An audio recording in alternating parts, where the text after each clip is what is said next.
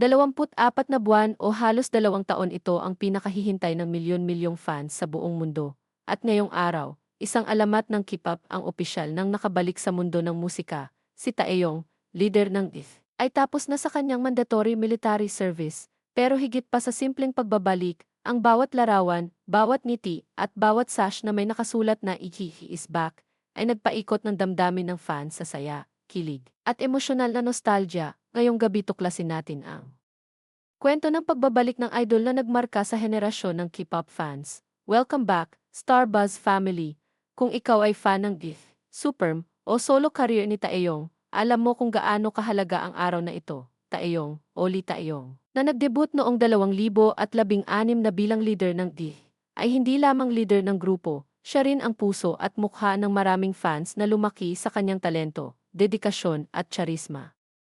Ngunit gaya ng lahat ng South Korean men sa kanyang edad, dumaan siya sa mandatory military service, isang obligasyon na minsan ay nagiging mahirap para sa mga fans na nasanay sa presensya ng idol araw-araw sa musika at social media. Ngayon, tapos na siya sa serbisyo ng Navy at handa na ulit na ibalik ang apoy sa pop stage. Sa isang emosyonal na post sa official Daki account, ibinahagi ang mga larawan ni Taeyong sa discharge ceremony. May hawak siyang bulaklak, may suot na pink sash na may nakasulat na "He is back" at nakangiti sa harap ng kamera. Puno ng inspirasyon at sigla, si Taeyong ang unang miyembro ng DIF na nakatapos ng military service, habang sina Jaehyun, Doyoung, at Jungkook ay patuloy pa rin sa kanilang serbisyo. Para sa mga fans, ito ay milestone, hindi lamang sa kanyang career, kundi sa bawat fan na naghintay sa bawat comeback, performance, at solo release. Hindi na kailangang sabihin, ang social media ay nag-viral agad. Fans mula sa Pilipinas, Japan, Russia, at Germany ay nag-post ng reaction. Finally, Kihei is back. Ang saya ko. Naghihintay na lang kami sa next comeback. Tears of happiness. Ang laki ng na-miss namin sa stage.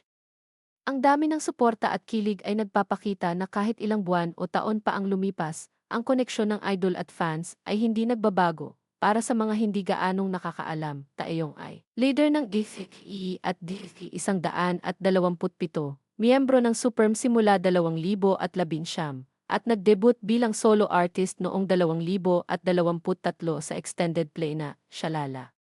Bawat yugto ng kanyang career ay puno ng growth, talento, at pag-asa para sa mga fans. Ang kanyang pagbabalik ay hindi lamang simpleng discharge mula sa military service, ito ay pagbabalik sa musika, sa stage, at sa puso ng fans na naghintay sa kanya. Ang pinakadramatic na bahagi, ang mismong mga larawan sa discharge ceremony, ang "He is back" sash ay nagbigay ng simbolo, hindi lang pagbabalik ng isang idol, kundi pagbabalik ng isang koneksyon sa fans, pagbabalik ng isang halimbawa ng dedikasyon, talento, at inspirasyon para sa milyon-milyong ensigns. Ang eksenang ito ay nagpabuhos ng luha ng saya, nagpaalala ng bawat concert, live stream, at music video na pinanood nila habang siya ay wala, at nagbigay ng pag-asa sa susunod na comeback. Ngayon, ang fans ay labis ang saya at excitement, naghihintay sa kanyang next stage performance, at patuloy na sumusuporta sa kanya sa bawat hakbang ng career. Walang duda, ang pagbabalik ni Taeyong ay isang bagong kabanata,